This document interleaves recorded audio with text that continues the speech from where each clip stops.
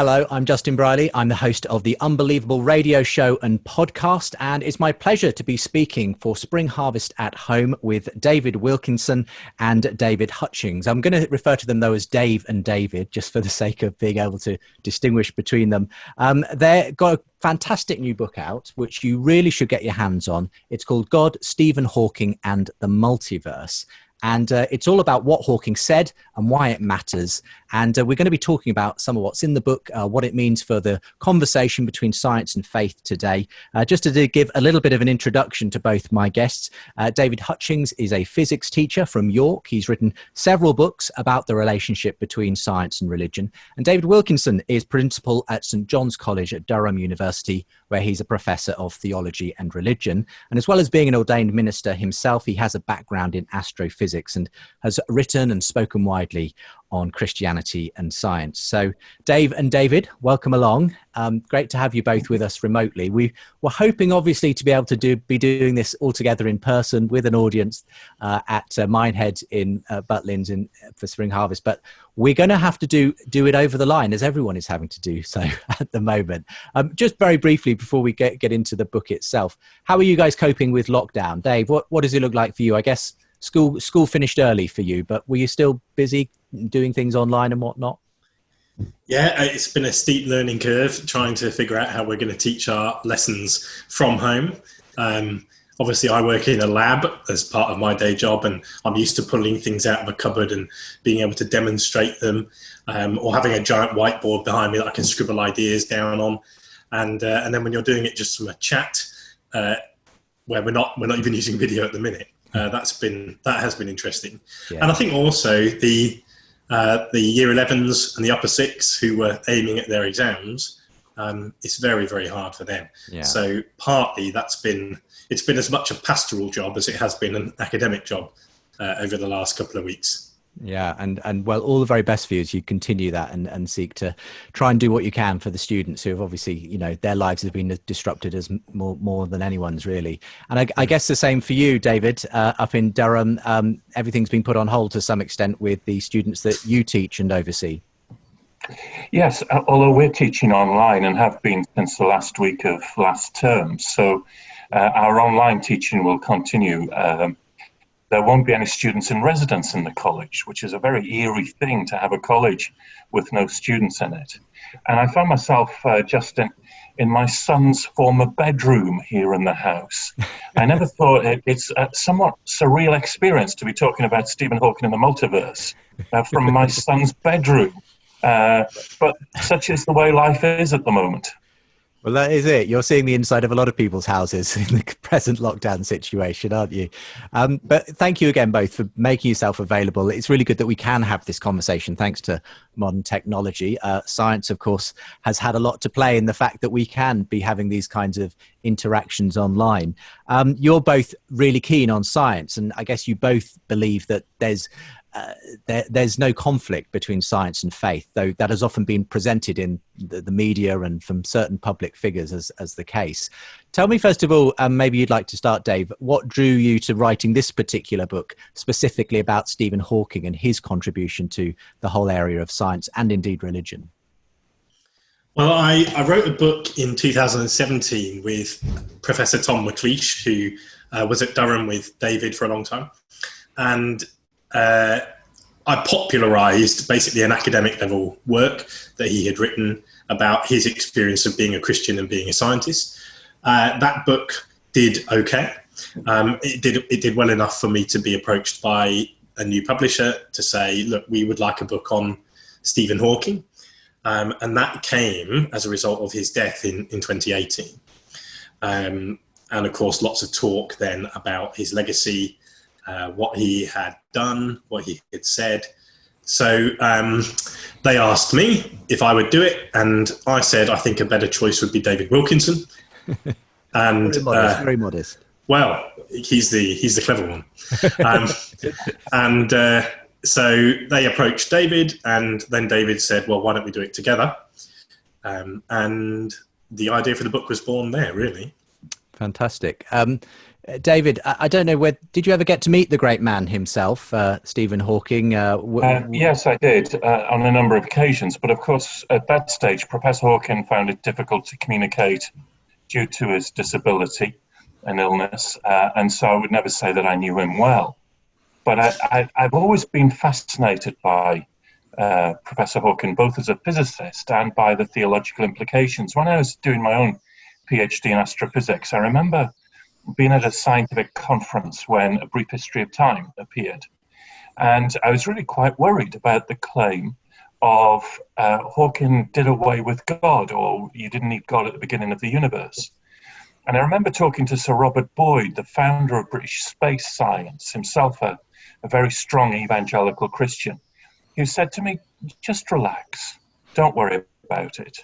This is the whole of God's creation, the whole of the universe. And science can be as much involved in describing the beginning of the universe as every other part of the universe. And so for me, that was a beginning point to engage with people like Stephen Hawking, not from a position of fear, but from a position of saying, what can I learn of God through all of this? I mean, he became, in his time, one of the most recognizable scientists in the world. And known just as much, in a sense, for his unique voice, because everyone knew him for that particular voice synthesizer that he used from his wheelchair. Why do you think he rose to such immense popularity, though, in the public sphere, as well as obviously having a huge amount of influence in the academic sphere, Dave? Well, I mean, I personally went through a bit of a conversion experience in writing this book. Before we started, I wasn't much of a Hawking fan. I felt like he had got this status partly due to his life circumstances, that he had a very visible disease that drew people's sympathy. It gave him a kind of USP, and perhaps other people were losing out on the limelight because of that, who were better cosmologists than him, better relativists than him. But actually, doing the research for the book changed my mind, and I'm a big fan. I think what he seemed to have the ability to do, and every now and then you get someone who comes along and does this, is to think bigger than anybody else. So repeatedly, if you look at the major achievements, which we might get onto, we'll see, the major achievements in his career, he would take an idea that was already in existence and then say, well, what happens if I make that idea bigger? And so actually, I think he does have this amazing power within physics itself, and a justified reputation. And then I think when you combine that with his willingness to stick it out, to fight against something that most people would have given up if they were faced with, when you combine it, then he becomes almost like this heroic figure. It's not just that he had a dreadful condition to fight with, it's that he fought that condition and he really made genuine waves in a field that most people find impenetrable. Yeah. I remember watching the film, The Theory of Everything, that came out documenting his life. That was obviously a big hit at the cinema and so on, and gave you a sense, at least, I'm sure there is lots of dramatic license taken with these films and so on, but a sense of his life and how the illness affected him, but how he struggled through that and had these extraordinary breakthroughs. But also it gives you a bit of his personal history and so on. And there is, in fact, an interesting dialogue within the film on science and faith and so on. I mean, from where you're standing, David, how do you see kind of how he thought about God and science and the relationship between them as he progressed through his life? Well, it was much more complicated, of course, than The Theory of Everything as a movie set out. If you remember, the movie is set up with Stephen on one side of the debate about science and faith and his wife Jane on the other side, and this old model which we've inherited since the 19th century of a conflict between science and faith. I think Professor Hawking himself was much more of a complex character. He certainly, in A Brief History of Time, I think left the door open for thinking about God, or at least challenging Christians to think about a different type of creator God. I think as time went on, and perhaps as the media personality strengthened and was more lauded here, there, and everywhere, he moved to a position where, in the book The Grand Design, he became more towards an atheist position. Now, I think the key for me was that he was always arguing against the kind of God as creator that I've never believed in as a Christian. He was arguing against a God who set off the Big Bang as a firework and then retired a safe distance, not to have anything more to do with the universe. It was a deistic God that Hawking was arguing against. And one of the things that perhaps a little frustrating about his writing for those of us who spend our lives a little more with theology these days than science was that, as Dave said, he was amazing in his ability to understand physics, to make small concepts much, much bigger. But in fact, his knowledge of theology was really quite limited indeed. And his knowledge of why Christians believe in God was also very limited. And so you've got this very complex character at the forefront of physics, but lagging behind a little bit in understanding why Christians believe in God.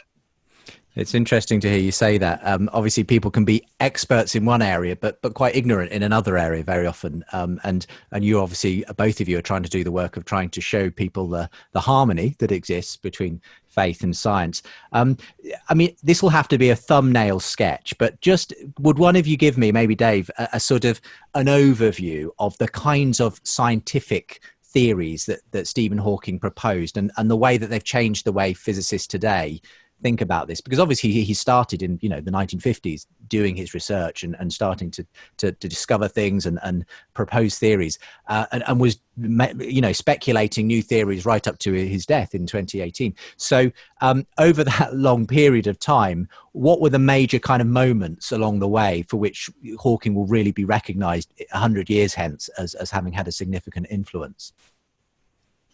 Okay, I'll give you one from the 60s, one from the 70s, and one from the 80s. Does that sound all right? Hits. The greatest hits, yeah. So in the 1960s, just after he'd been diagnosed with motor neuron disease, doing his PhD, what Hawking managed to do was take this idea of a black hole, and at the point people were still arguing about what black holes were and whether they existed. He took this idea of a black hole, which is a collapsing star. Don't glaze over, Justin. Hang in there.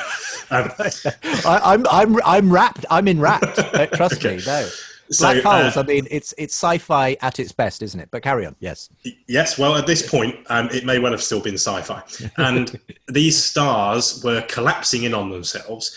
And someone had worked out, a chap called Roger Penrose, who I think you had on your show. I have a couple of times. Yeah. Yeah. He had figured out that these black holes, when they collapsed, it would run away with itself and they'd get smaller and smaller and smaller and smaller until they reached what was called a singularity, right? And the singularity in physics, very simply, is when everything goes to infinity. You get things that are infinitely small. You get things that are infinitely dense. You get things that are infinitely curved. And nobody really knows what to do with them because there are all these infinities. And then we can't do any maths with them. So that's why a lot of people thought, oh, maybe these things don't exist in reality. Well, what Hawking did is in the 1960s, in his PhD, he said, well, if black holes are collapsing stars, which are stars getting smaller and they arrive at singularities, then if you flip time around and you say, what about something that's growing? It must have started as a singularity. Right? So he turned the whole thing around. And then he said, oh, by the way, the universe is expanding. Therefore, it must once have been a singularity. And so it's not bad, really, for a doctorate. What he did was he stuck a singularity at the beginning of the universe. He sort of hid the beginning of the universe behind this infinite curtain that made people think, oh, no, we can't do any maths. So that was the first thing he did in the 60s. Wow. Not bad, yeah, for a starter. Yeah. In the 1970s, a big problem had emerged in physics, which was that the two main theories, general relativity and quantum mechanics, were at war with each other. General relativity worked brilliantly well on large scales. Quantum mechanics worked brilliantly well on small scales, but they drew different conclusions about the universe we live in. So people didn't know how to reconcile them. They still don't know how to reconcile them even now, which is quite interesting. It's a 100-year-long problem. But what Hawking managed to do was show that with black holes, he could get those two theories to work together.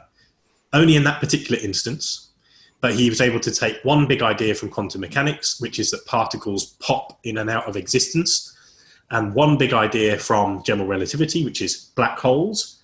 And he was able to put the maths of the first alongside the maths of the second without the whole thing falling to bits. Now, nobody had been able to do that with quantum mechanics and general relativity beforehand. And the result that he got at the end was that you'd see these particles flying out of black holes or away from black holes, which is now known as Hawking radiation. Hawking radiation is widely accepted by pretty much everybody as being true, although it hasn't been observed yet. And Hawking quite sadly says in his posthumous book that was published posthumously that if it had been found, he would have won a Nobel Prize. But he thought that actually maybe it wouldn't be found until after he died, and you cannot get a Nobel Prize posthumously. Right. So there is an element of sadness there. And then in the 80s, the big thing that he did was he took the idea of a quantum mechanical wave function, which is an equation that you normally would use to describe a single atom, or maybe two atoms, or at most a handful of atoms. And they're horrendously complicated. But Hawking was undeterred, and he decided that he would try and write down a wave function equation for the entire universe. Again, a small thing well. Yeah, I mean, he was obviously incredibly ambitious, and in the end, obviously, some of these results are debatable. I think this is to do with what's called no boundary proposal and that sort of thing, which I can only say the way you've managed to explain these concepts in the book is brilliant, and you can tell that you're someone who teaches A-level and GCSE students, Dave, because I think it helps probably if you can explain it to students at that level, then hopefully the rest of us have a chance as well of catching up with these theories. I mean, so a brilliant mind, someone who kind of postulated things which are still being debated, obviously, by many cosmologists. How do you think those kinds of discoveries, and I suppose especially the singularity discovery, which kind of tied into that whole question about where the universe came from, David, to what extent do you feel like that kind of played into the question of God and where the universe came from, and to what extent was Hawking favourable or not so favourable towards those sorts of applications of his theory? In A Brief History of Time, Hawking tells of an experience that he had at a conference held at the Vatican Academy of Sciences, and there the Pope said some words which Hawking reports in his book, and he says that the Pope says that science shouldn't explore the very first moment of the universe. That was for religion, for theology. Now, in fact, Pope John Paul II actually didn't say that. We know the transcripts, but that's what Hawking heard, that science wasn't able to explore the very first moment of the universe. And that acts as a motive for Hawking, a passion to say, can I find a way for science to describe that very first moment of the universe? As Dave's already explained, science explains the expansion of the universe, but has a problem with the singularity. And so the no boundary proposal, saying there is no edge, there is no abrupt stop to the universe, or abrupt beginning the other way round, is Hawking's attempt to say, is there a way of allowing science to explain the very first moment of the universe? And so the no boundary proposal comes in as a way of saying the universe may have a beginning, but it doesn't need a cause. Now that's a very important distinction for us, because often when we think of beginnings, we think of causes. If someone shoots a starting pistol at the beginning of 100 meters, we say that's the beginning of the race. But Hawking is saying the universe may have a beginning, but it doesn't need someone to cause it to happen. And that's the use of quantum theory, as Dave's described, which allows Hawking to postulate that that may be the case. Now, of course, what's really important in this is not only just in what you've said, is that many scientists disagree with Hawking on this, but also that even with this no boundary proposal, you don't answer everything.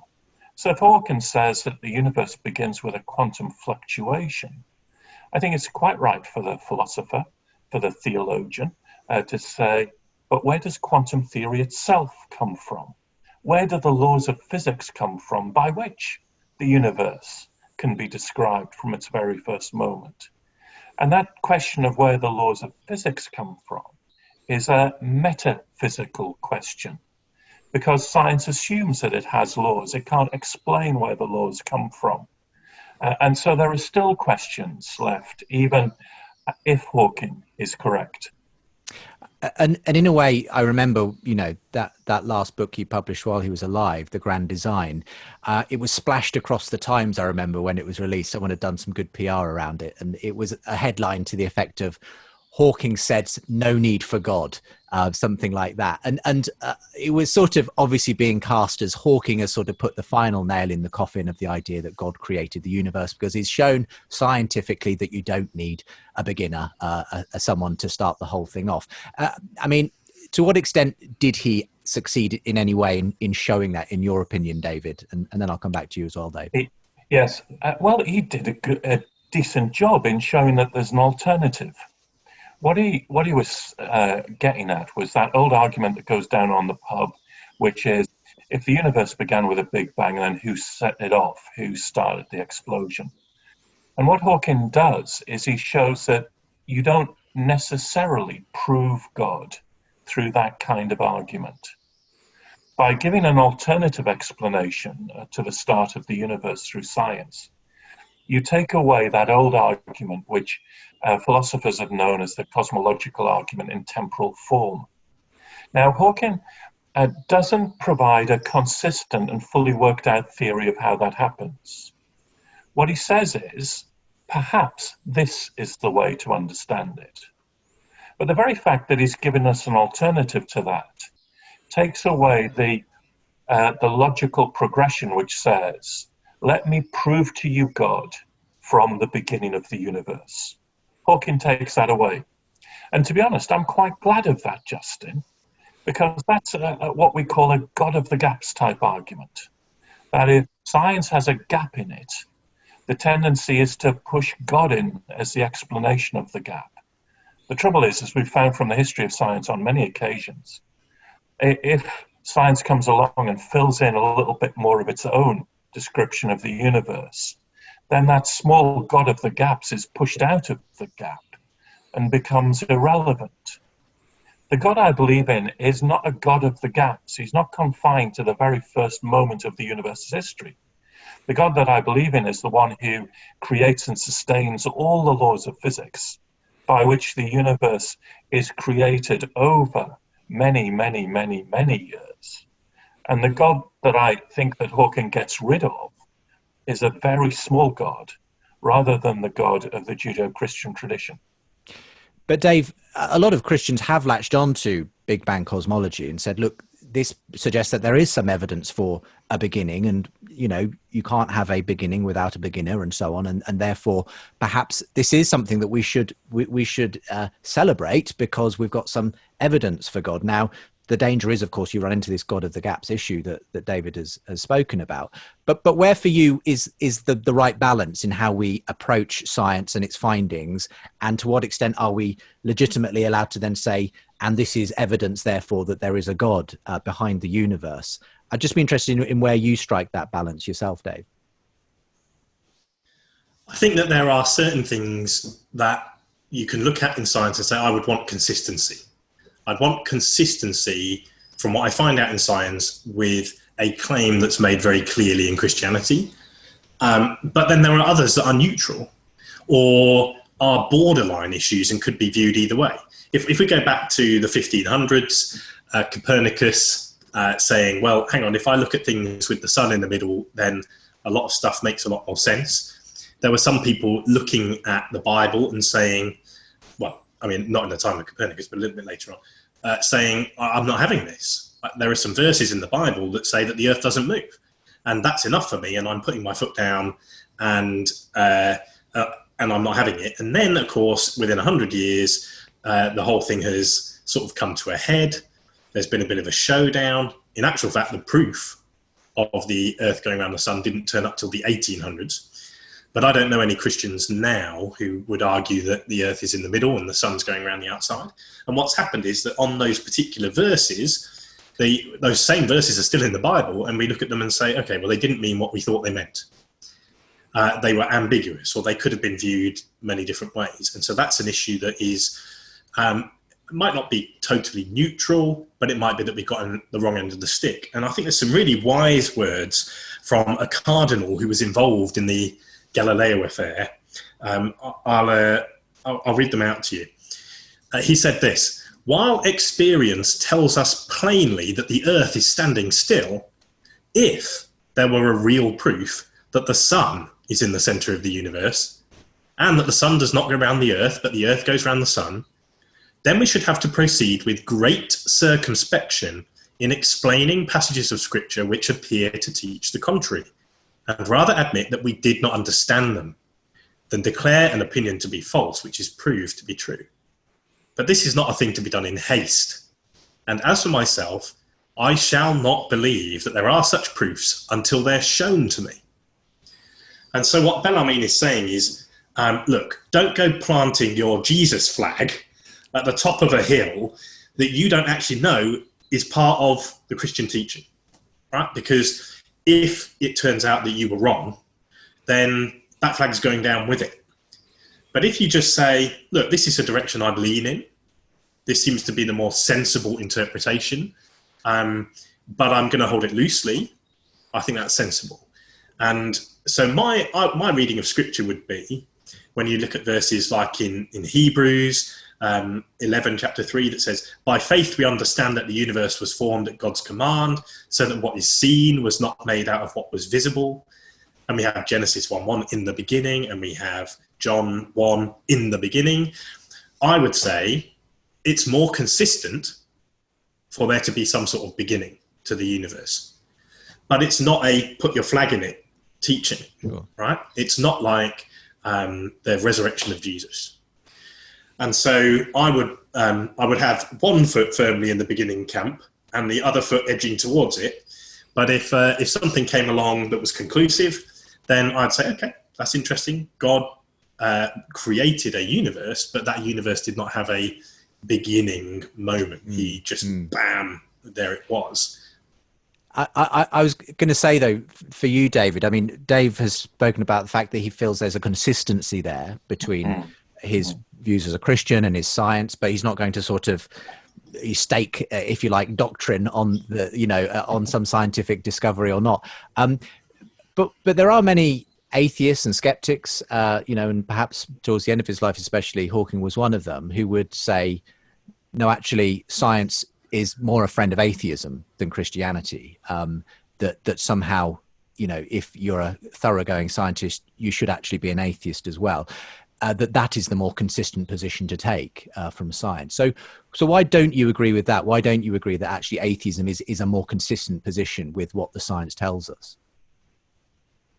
A number of reasons, Justin. The first is that the history of the relationship between science and religion, as Dave has already touched upon, shows many, many Christians at the forefront, the cutting edge of science, and also that Christianity, to an extent, gave birth to science itself.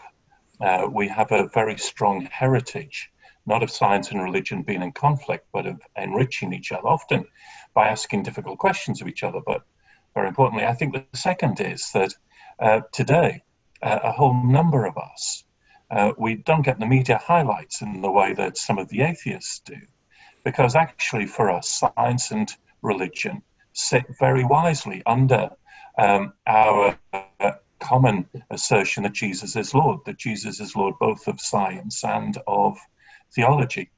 I think the third reason is that in my own life, I encountered Jesus at the age of 17, just at the time that I was about to do physics. And for me, there's never been a conflict. There's often been difficult questions, and questions that I still struggle with now. But in my own life, I've never found that one can't be a Bible-believing Christian alongside a thoroughgoing, passionate scientist. And those questions, even the ones that I can't answer, have always enriched my passion for science and my excitement with Jesus. Now, I think there are those, like Professor Hawking and Lawrence Krauss and others, who would pit science against religion, because sometimes they don't understand that science and theology offer complementary ways of understanding the world. And sometimes, if I may be so bold as to say, they don't understand that there is a complexity of their conversation. Just as we're having a conversation now, we're coming from slightly different perspectives. We're asking questions of each other. We're posing answers. Conversation's never an easy thing to sum up. It's a messy thing. And the relationship for science and faith for me can't be simply torn apart into two separate spheres. But actually, there's a conversation always going on. And for me, that conversation is very exciting. Well, it's been a great conversation today. Thank you both for taking part in it. I cannot recommend this book highly enough. God, Stephen Hawking and the Multiverse. Don't think, oh, that won't be for me, I'm not into science, because it's explained so well in this book. You'll come out feeling like you can do a PhD because this is really good. You learn a lot in the process of reading this about science and about faith, and obviously the meeting point between the two, and also about Stephen Hawking and his tremendous, what he did in the world. So Dave and David, thank you very much for being with me. All the very best. Sorry we couldn't be with each other in person. I hope we can do this one day together as well. But for now, it's been really great to see you. We're going to be having another conversation over on my Unbelievable podcast and video channel with a skeptic as well thrown into the mix, just to spice things up. So if you've enjoyed today's video, do go and check out the Unbelievable podcast and YouTube channel, and you'll be able to watch Dave and David engaging with a skeptic on some of these questions that we've been covering today. But for the moment, from me, Justin Brierley, thank you very much for watching. And we'll all say goodbye together. Goodbye. Goodbye. Bye.